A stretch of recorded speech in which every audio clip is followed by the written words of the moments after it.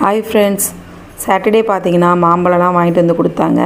பார்த்தீங்கன்னா மாம்பழம் தீர்ந்து போச்சுங்க. இந்த மாம்பழம்லாம் அடிப்படாத மாம்பழம், அப்படியே பறித்த மாம்பழம். நாங்கள் ஏன்னா அடிப்பட்ட பழம் பார்த்தீங்கன்னா அழுகி போயிடுதா. இது வந்து மரத்துலேருந்து பறித்த பழம். நாங்கள் ரொம்ப சூப்பராக இருந்துச்சு. மாம்பழம் முடிஞ்சே போய் அடுத்து மாம்பழமே வாங்கிட்டோம். ஒரு வாரம் முடியறதுக்குள்ளேயே மாம்பழம் தீர்ந்துருச்சு. சண்டே காலையில் மடமடன்னு இட்லி ஊற்றி மீன் குழம்பு வச்சு சாப்பிட்டு கிளம்பியாச்சு சர்ச்சுக்கு. நாங்கள் வந்து செகண்ட் ப்ரேயர் தான் போனோம். இருந்த மீன் குழம்பே வச்சு சாப்பிட்டாச்சுங்க. மீனெல்லாம் இருந்ததா, அதனால் மத்தியானத்துக்கு அதோடையே விட்டுட்டேன். சாதம் மட்டும் வடிச்சிட்டு ரெஸ்ட் எடுத்தாச்சு. ஈவினிங் போல் டேரன் போயிட்டு பப்ஸும் அப்புறம் இது வெஜ் ரோல்னு சொல்லி வாங்கிட்டு வந்தான். ரொம்ப நல்லா இருந்தது. சூடாக போய் வாங்கிட்டு வந்தான். அவன் தான் எதாவது ஒன்று செய்யுங்கம்மான்னு. அப்புறமா நானே வாங்கிட்டு வந்துடுறேன்னு போய் வாங்கிட்டு வந்தான். அடுத்து பூ கட்டுற வேலை தாங்க பார்த்துட்டு இருந்தேன். டேரனுக்கு வந்து வாரம் டெஸ்ட்டு உண்டு. அதனால் அவன் படிச்சிட்டு இருந்தான்.